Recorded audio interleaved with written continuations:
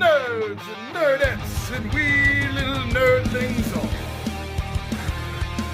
It's your buddy Big Johnny G, the Two Gun Fix-It presents Legendary Gaming.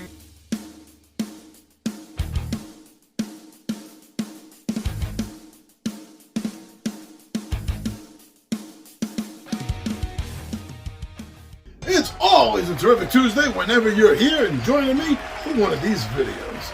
And I do like to do the Tabletop Takeouts on Tuesday. So the purpose of this is for me to give you bullet points why I like or love a particular title. And the game today is simply in the bag.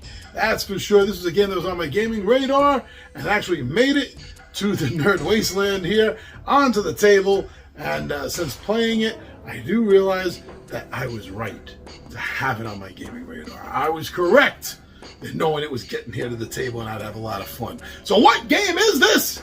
Well, I've kind of already told you already. Why don't you join me down the table and you and me will discuss why I love Bag of Dungeon.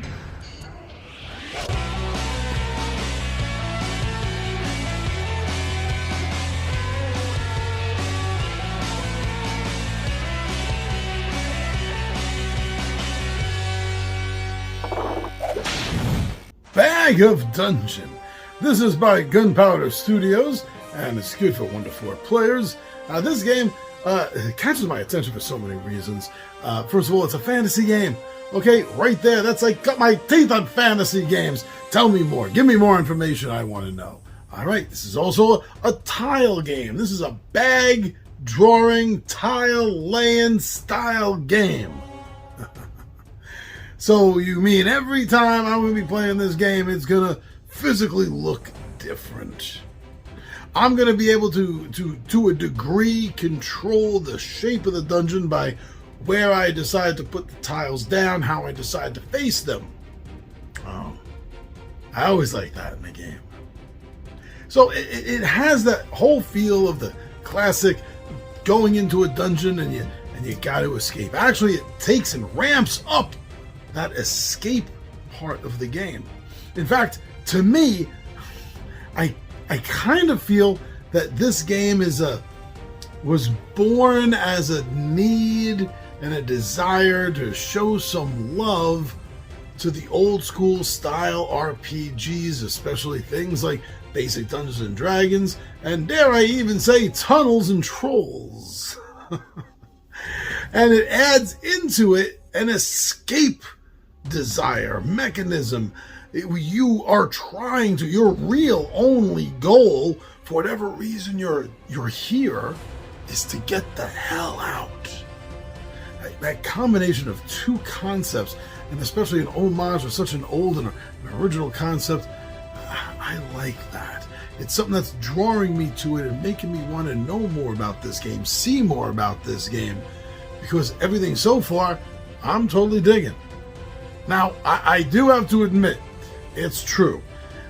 This turns some people off, so let me just warn you right now. It's something that I usually don't mind. When it's the entirety of the game, maybe a little bit I can understand, and it can start getting a little annoying. But generally speaking, this game is a luck monster. It really is. Everything about this game comes down to pure luck. From the picking of the tiles and the choosing of the monsters. And the monsters themselves, some of them are easier, some of them are harder. There's no DM here to try to help you out in the sense that, trying his best, making sure that your first level characters aren't facing off against mind flayers and beholders style. That's the concept, the idea here. But there's no one here, so you don't know what's coming out of that bag. Something you can handle, something there's no way in hell you could ever handle. Everything really is luck. But I feel really that because this game doesn't take very long, it has a short time span on the table before the adventure is over, is that it doesn't matter as much.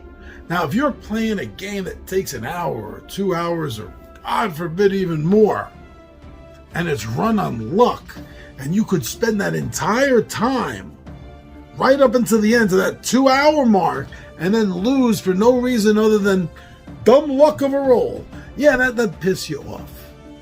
But this game, it plays in under an hour. Good games of this will play maybe even under a half hour. So looking at the fast speed of this game, the fact that it's a luck monster doesn't bother me that much. And it does, to a degree, help speed things up, too, I find. But that's my personal take on that. But just be warned, this game's all about the luck at times.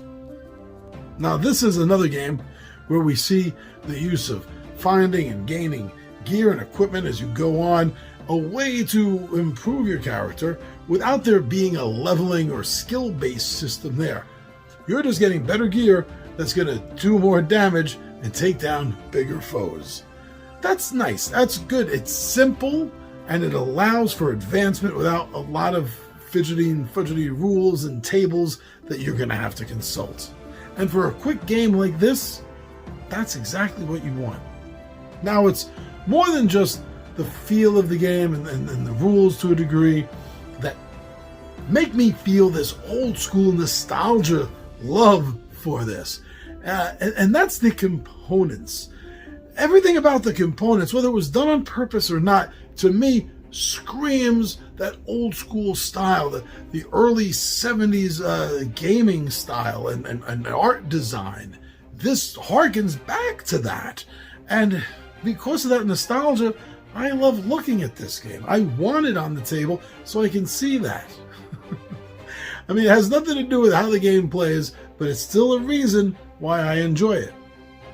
Now, ultimately, this game is easy to learn rules, which means it's easy to teach. And since you do control, to a degree, the shape of the dungeon as you're putting the tiles out, it might not even always take up a big footprint. All of this comes together for a game that you can easily get down to the table and have fun with anytime. How can you ignore that? Please, if you enjoy fantasy-based adventures, something you can play with the whole family, or solo if you want to or need to, then please check out Bag of Dungeon.